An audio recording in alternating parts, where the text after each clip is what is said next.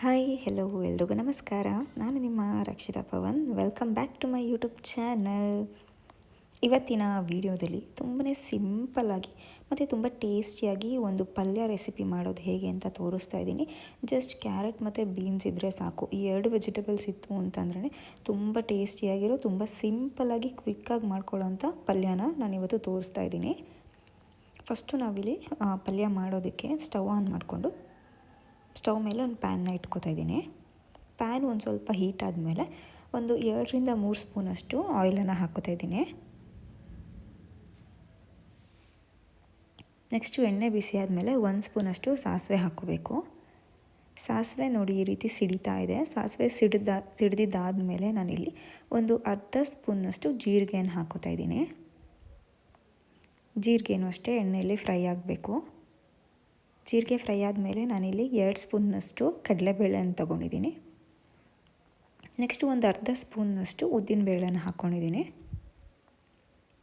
ಕಡಲೆಬೇಳೆ ಮತ್ತು ಉದ್ದಿನಬೇಳೆ ಎರಡೂ ಕೂಡ ಗೋಲ್ಡನ್ ಬ್ರೌನ್ ಆಗೋವರೆಗೂ ಕೂಡ ಫ್ರೈ ಮಾಡ್ಕೋಬೇಕು. ಆದಷ್ಟು ಲೋ ಫ್ಲೇಮ್ನಲ್ಲಿ ಇಟ್ಕೊಂಡು ಫ್ರೈ ಮಾಡ್ಕೋಬೇಕು. ಇವಾಗ ಕಡಲೆಬೇಳೆ ಮತ್ತು ಉದ್ದಿನಬೇಳೆ ಎರಡೂ ಗೋಲ್ಡನ್ ಬ್ರೌನ್ ಆಗಿದೆ. ನೆಕ್ಸ್ಟು ನಾನಿಲ್ಲಿ 2 ಮೀಡಿಯಮ್ ಸೈಜ್ ಈರುಳ್ಳಿಯನ್ನು ಸಣ್ಣದಾಗಿ ಕಟ್ ಮಾಡಿ ಹಾಕ್ಕೊಂಡಿದ್ದೀನಿ. ಈರುಳ್ಳಿ ಎಣ್ಣೆಯಲ್ಲಿ ಚೆನ್ನಾಗಿ ಫ್ರೈ ಮಾಡ್ಕೋಬೇಕು. ಸಾಫ್ಟಾಗಿ ಕುಕ್ ಆಗಬೇಕು ಈರುಳ್ಳಿ, ಅಲ್ಲಿವರೆಗೂ ಕೂಡ ಚೆನ್ನಾಗಿ ಫ್ರೈ ಮಾಡ್ಕೋಬೇಕು. ಒಂದು 2 ನಿಮಿಷ ಫ್ರೈ ಮಾಡಿಕೊಂಡ್ರೆ ಸಾಕು.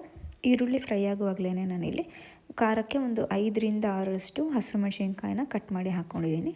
ನೆಕ್ಸ್ಟು ಒಂದು ಸ್ವಲ್ಪ ಕರಿಬೇವಿನ ಸೊಪ್ಪನ್ನು ಕೂಡ ಹಾಕ್ಕೊಂಡು ಎಣ್ಣೆಯಲ್ಲಿ ಫ್ರೈ ಮಾಡ್ಕೊತಾ ಇದ್ದೀನಿ. ನಿಮಗೆ ಹಸಿರು ಮೆಣಸಿನ್ಕಾಯಿ ಇಷ್ಟ ಇಲ್ಲ ಅಂತಂದರೆ ಒಣಮೆಣಸಿನ್ಕಾಯಿನ ಕೂಡ ಯೂಸ್ ಮಾಡ್ಬೋದು. ಎಲ್ಲನೂ ಕೂಡ ಈ ರೀತಿ ಚೆನ್ನಾಗಿ ಎಣ್ಣೆಯಲ್ಲಿ ಫ್ರೈ ಮಾಡ್ಕೋಬೇಕು. ನೆಕ್ಸ್ಟು ನಾನಿಲ್ಲಿ ತರಕಾರಿಗಳನ್ನ ಆ್ಯಡ್ ಮಾಡ್ಕೋತಾ ಇದ್ದೀನಿ. ಫಸ್ಟು 1 ಕಪ್ಪಷ್ಟು ಬೀನ್ಸ್ನ ತೊಗೊಂಡಿದ್ದೀನಿ.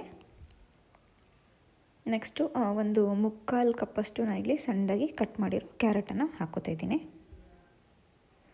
ಆದಷ್ಟು ತರಕಾರಿಗಳನ್ನ ತುಂಬ ಸಣ್ಣದಾಗಿ ಕಟ್ ಮಾಡ್ಕೋಬೇಕು. ಯಾಕೆ ಅಂತಂದರೆ ನಾವಿಲ್ಲಿ ಜಾಸ್ತಿ ನೀರನ್ನ ಯೂಸ್ ಮಾಡ್ತಾಯಿಲ್ಲ, ಅದು ಆಯಿಲಲ್ಲೇ ಫ್ರೈ ಆಗಬೇಕು.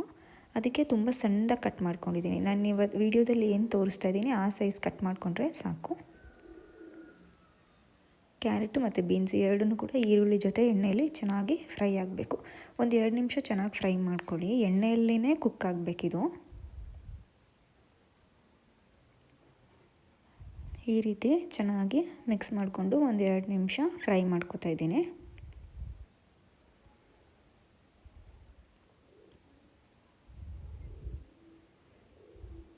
ನೆಕ್ಸ್ಟು ತರಕಾರಿ ಎಲ್ಲ ಆಲ್ಮೋಸ್ಟ್ ಒಂದು 50% ಕುಕ್ ಆದಮೇಲೆ ನಾನಿಲ್ಲಿ 1 ಟೊಮ್ಯಾಟೋನ ಸಣ್ಣದಾಗಿ ಕಟ್ ಮಾಡಿ ಹಾಕ್ಕೋತಾ ಇದ್ದೀನಿ. ನೀವು ಬೇಕಿದ್ರೆ ಟೊಮ್ಯಾಟೋನ ಸ್ಕಿಪ್ ಮಾಡ್ಕೋಬೋದು. ಟೊಮ್ಯಾಟೊ ಬೇಗ ಫ್ರೈ ಆಗಿಬಿಡುತ್ತೆ. ಹಾಗಾಗಿ ನಾನು ತರಕಾರಿ ಎಲ್ಲ ಒಂದು ಅರ್ಧ ಬೆಂದಿದ್ದಾದಮೇಲೆ ಟೊಮ್ಯಾಟೊ ಹಾಕ್ಕೊಂಡಿದ್ದೀನಿ. ಟೊಮ್ಯಾಟೊನೂ ಅಷ್ಟೇ ತರಕಾರಿ ಜೊತೆಯಲ್ಲಿ ಚೆನ್ನಾಗಿ ಫ್ರೈ ಮಾಡ್ಕೋಬೇಕು. ಈ ರೀತಿ ಒಂದು 2 ನಿಮಿಷ ಚೆನ್ನಾಗಿ ಮಿಕ್ಸ್ ಮಾಡಿಕೊಂಡು ಫ್ರೈ ಮಾಡ್ಕೊಳ್ಳಿ. ನೀವು ಬೇಕಿದ್ರೆ ಇದು ಪ್ಯಾನ್ದು ಲಿಡ್ನ ಕ್ಲೋಸ್ ಮಾಡಿನೂ ಕೂಡ ಕುಕ್ ಮಾಡ್ಕೋಬೋದು, ಆವಾಗ ಬೇಗ ಫ್ರೈ ಆಗುತ್ತೆ. ನೆಕ್ಸ್ಟು ನಾನಿಲ್ಲಿ ಒಂದು ಅರ್ಧ ಇಂಚಷ್ಟು ಶುಂಠಿನ ತುರಿದು ಹಾಕ್ಕೊಂಡಿದ್ದೀನಿ. ಬರೀ ಶುಂಠಿ ಹಾಕ್ಕೊಂಡಿದ್ದೀನಿ, ಬೆಳ್ಳುಳ್ಳಿಯನ್ನು ಹಾಕ್ಕೊಂಡಿಲ್ಲ. ಒಂದು ಸ್ವಲ್ಪ ತೊಗೊಂಡ್ರೆ ಸಾಕು. ಒಂದು 1/4 ಇಂಚ್ ಅಥವಾ ಒಂದು ಅರ್ಧ ಇಂಚಷ್ಟು ಶುಂಠಿನ ಈ ರೀತಿ ಗ್ರೇಟ್ ಮಾಡಿ ಹಾಕ್ಕೊಂಡು ಚೆನ್ನಾಗಿ ಮಿಕ್ಸ್ ಮಾಡ್ಕೋಬೇಕು.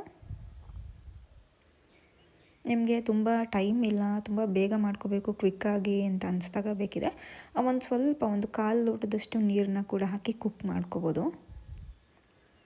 ನೆಕ್ಸ್ಟು ನಾನಿಲ್ಲಿ ರುಚಿಗೆ ತಕ್ಕಷ್ಟು ಉಪ್ಪನ್ನ ಹಾಕೋತಾ ಇದ್ದೀನಿ. ಉಪ್ಪು ಹಾಕ್ಕೊಂಡಿದ್ದಾದಮೇಲೆ ಒಂದು 1/4 ಸ್ಪೂನಷ್ಟು ಅರಿಶಿಣದ ಪುಡಿಯನ್ನು ಹಾಕ್ಕೋಬೇಕು. ಎರಡನ್ನೂ ಕೂಡ ಚೆನ್ನಾಗಿ ಮಿಕ್ಸ್ ಮಾಡ್ಕೋತಾ ಇದ್ದೀನಿ.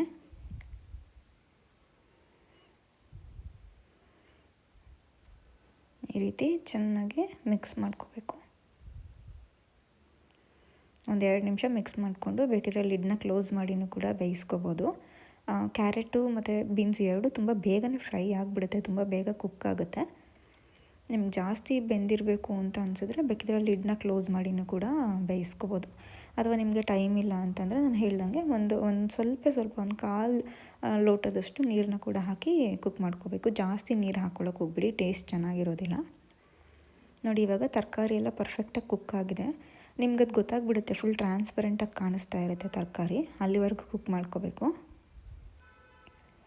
ನೆಕ್ಸ್ಟು ನಾನಿಲ್ಲಿ ಒಂದು 3-4 ಸ್ಪೂನ್ನಷ್ಟು ಫ್ರೆಶ್ ಕೋಕೋನಟನ್ನು ಹಾಕೋತಿದ್ದೀನಿ. ಈ ರೀತಿ ತೆಂಗಿನ ತುರಿಯನ್ನು ಹಾಕ್ಕೊಂಡು ಲಾಸ್ಟಲ್ಲಿ ಮಿಕ್ಸ್ ಮಾಡ್ಕೋಬೇಕು. ಇದಕ್ಕೆ ತೆಂಗಿನ ತುರಿನೇ ಒಳ್ಳೆ ಟೇಸ್ಟ್ ಕೊಡೋದು, ಹಾಗಾಗಿ ಚೆನ್ನಾಗಿ ತೆಂಗಿನ ತುರಿಯನ್ನು ಹಾಕ್ಕೊಂಡು ಲಾಸ್ಟಲ್ಲಿ ಒಂದು 2 ನಿಮಿಷ ಕುಕ್ ಮಾಡ್ಕೊಳ್ಳಿ.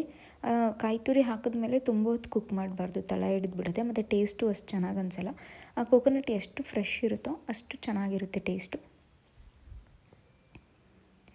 ನೋಡಿ, ಈ ರೀತಿ ಮಾಡಿಕೊಂಡ್ರೆ ತುಂಬ ಟೇಸ್ಟಿಯಾಗಿರೋ ಆ ಪಲ್ಯ ರೆಡಿಯಾಗಿಬಿಡುತ್ತೆ. ತುಂಬ ಸಿಂಪಲಾಗಿ ಮಾಡ್ಕೊಬೋದು, ಒಂದು 5 ನಿಮಿಷದಲ್ಲೆಲ್ಲ ಮಾಡ್ಕೊಂಬಿಡ್ಬೋದು. ತರಕಾರಿ ಎಲ್ಲ ಕಟ್ ಮಾಡಿ ಇಟ್ಕೊಂಡಿದ್ರಿ ಅಂತಂದರೆ ನೀವು ಕೂಡ ಒಂದು ಸಲ ಟ್ರೈ ಮಾಡಿ ನೋಡಿ. ಸೇಮ್ ಕೇಟ್ರಿಂಗಲ್ಲಿ ಹೇಗೆ ಮಾಡ್ತಾರೋ ಮದುವೆ ಮನೆಗಳಲ್ಲಿ ಫಂಕ್ಷನ್ಸ್ಗಳಲ್ಲಿ ಅದೇ ಥರ ಟೇಸ್ಟ್ ಇರುತ್ತೆ. ಬೇಕಿದ್ರೆ ಮನೇಲಿ ಒಂದು ಸಲ ಟ್ರೈ ಮಾಡ್ಕೊಂಡು ನೋಡಿ. ಚಪಾತಿಗಂತೂ ತುಂಬ ಚೆನ್ನಾಗಿರುತ್ತೆ. ಅಥವಾ ನಿಮಗೆ ರೈಸ್ ಜೊತೆಗೆ ಏನಾದರೂ ತಿಳಿಸಾರು ಮಾಡ್ಕೊಂಡಿದ್ದೀರಾ ಅಂತಂದರೆ ಸೈಡ್ಸಿಗೂ ಕೂಡ ಇದು ಪಲ್ಯ ತುಂಬ ಚೆನ್ನಾಗಿರುತ್ತೆ. ವಿಡಿಯೋ ಇಷ್ಟ ಆದರೆ ಒಂದು ಲೈಕ್ ಮಾಡಿ, ಜಾಸ್ತಿ ಇಷ್ಟ ಆಯಿತು ಅಂತಂದರೆ ಶೇರ್ ಮಾಡಿ. ಇನ್ನೂ ನನ್ನ ಚಾನಲ್ನ ಸಬ್ಸ್ಕ್ರೈಬ್ ಮಾಡಿದೆ ಹಾಗೆ ನೋಡ್ತಾ ಇದ್ದೀರಾ ಅಂದರೆ ದಯವಿಟ್ಟು ನನ್ನ ಚಾನಲ್ನ ಸಬ್ಸ್ಕ್ರೈಬ್ ಮಾಡ್ಕೊಳ್ಳಿ.